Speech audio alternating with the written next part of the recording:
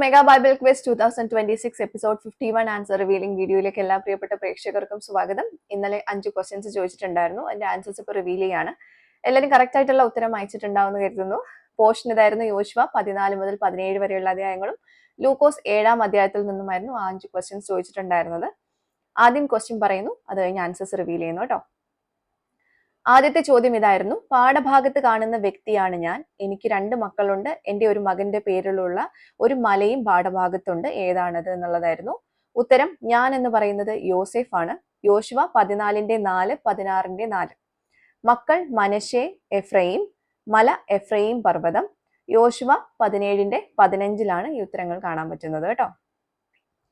രണ്ടാമത്തെ ചോദ്യം ഇതായിരുന്നു: 3 അക്ഷരമുള്ള ഒരു സ്ഥലം, 1-2 അക്ഷരങ്ങൾ ചേരുമ്പോൾ റോഡിലൂടെ സഞ്ചരിക്കുന്ന ഒരു വാഹനത്തിന്റെ പേര്, 3 അക്ഷരങ്ങൾ ചേരുമ്പോൾ ബൈബിളിൽ പറഞ്ഞിരിക്കുന്ന ഒരു പക്ഷി, എങ്കിൽ ഏതാണ് ആ സ്ഥലം എന്ന് പറയാമോ എന്നുള്ളതായിരുന്നു ചോദ്യം. ഉത്തരം കാർക്ക എന്നുള്ളതാണ് കേട്ടോ. അതിൽ 1-2 അക്ഷരങ്ങൾ ചേരുമ്പോൾ റോഡിലൂടെ സഞ്ചരിക്കുന്ന വാഹനത്തിന്റെ പേരെന്ന് പറഞ്ഞത് കാറും, 3 അക്ഷരങ്ങൾ ചേരുമ്പോൾ ബൈബിളിൽ പറഞ്ഞിരിക്കുന്ന പക്ഷി എന്ന് പറഞ്ഞിരിക്കുന്നത് കാക്കയുമാണ് കേട്ടോ. യോശുവ 15:3 ഈ ഉത്തരം കാണാൻ പറ്റുന്നത്.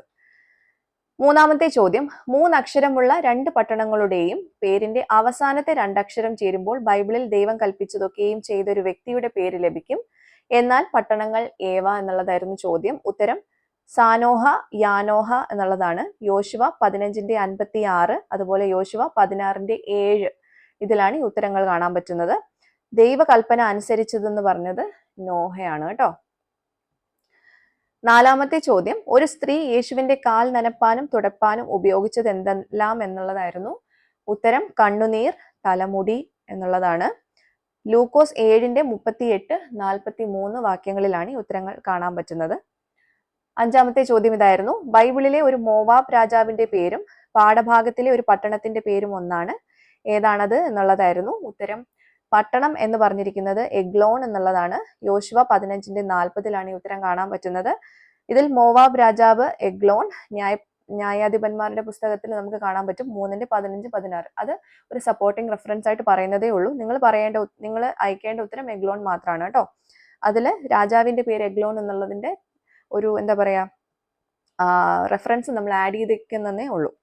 ഓക്കെ, അപ്പോൾ എല്ലാ ആൻസേഴ്സും നിങ്ങൾക്ക് ക്ലിയർ ആയിട്ടുണ്ടാവും എന്ന് കരുതുന്നു. അടുത്ത പോർഷൻ പറയുന്നു: യോശുവ 18 മുതൽ 21 വരെയുള്ള അധ്യായങ്ങളും ലൂക്കോസ് 8-ാം അധ്യായത്തിൽ നിന്നുമായിരിക്കും അടുത്ത ക്വസ്റ്റ്യൻസ് ഉണ്ടാവുക.